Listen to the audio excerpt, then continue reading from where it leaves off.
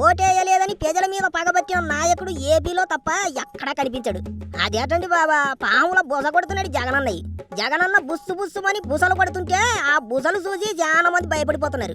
అమ్మ పెట్టదు అడుక్కు తిననివ్వదు అన్నట్టు 5 ఏళ్ళు అధికారం ఇస్తే రాష్ట్రాన్ని అడుక్కు తినట్టు చేశాడు. ప్రజల్ని బటన్ల పేరుతో మోసం చేసి సర్వనాశనం చేశాడు.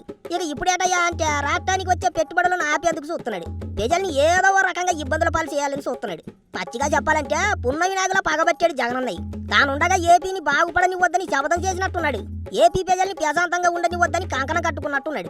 ఆ మెడికల్ కాలేజీల విషయంలో జగనన్న చేస్తున్న రాజకీయంతో ఏపీ ప్రజలు చాలా నష్టపోయేట్టున్నారు. ప్రభుత్వం ఇప్పటిదాకా 4 మెడికల్ కాలేజీలకు పీపీపీ మోడల్లో పనులు చేపట్టేందుకు టెండర్లు పిలిస్తే దాంట్లో ఒక్క ఆదోని కాలేజీకి మాత్రమే కిమ్స్ సంస్థ టెండర్ వేసింది. మిగతా వాటి మీద టెండర్లు వేసేందుకు ఎవ్వరూ ముందుకు రావడం లేదు. అసలు మెడికల్ కాలేజీలను ఎవరికి కట్టబెట్టాలో ప్రభుత్వం ముందుగానే నిర్ణయించేసింది.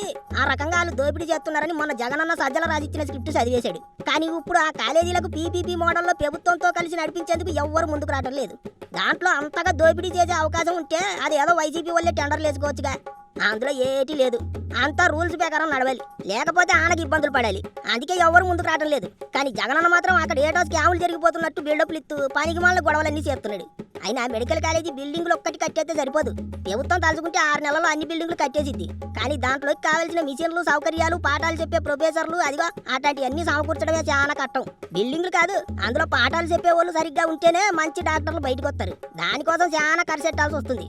అందుకే పీపీపీ విధానంలో మెడికల్ కాలేజీలు నడిపిస్తే చాలా సవగ్గా వైద్య విద్యను అందించవచ్చు. అట్లాగే ప్రజలకు వైద్యం కూడా అందించవచ్చు అని ఆలోచించింది కూటమి ప్రభుత్వం. కానీ జగనన్న ప్రజలు ఎక్కడ బాగుపడిపోతారోనని తాను వచ్చి అందరినీ జైలుకు పంపిస్తానంటూ భయపెట్టాడు.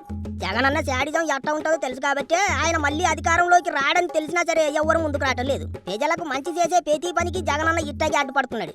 అప్పట్లో కమిషన్ల కక్కుర్తిపడి రాష్ట్రానికి ఒక కంపెనీ కూడా రాకుండా చేశాడు. ఇక ఇప్పుడు పని చేసే కూటమి ప్రభుత్వానికి చీకాకు తెప్పిస్తున్నాడు. అయినా ప్రజలకు ద్రోహం చేసే ప్రతిపక్ష నాయకుడు ఈ ప్రపంచంలోనే ఎక్కడా లేడు, ఒక ఏపీలో తప్ప.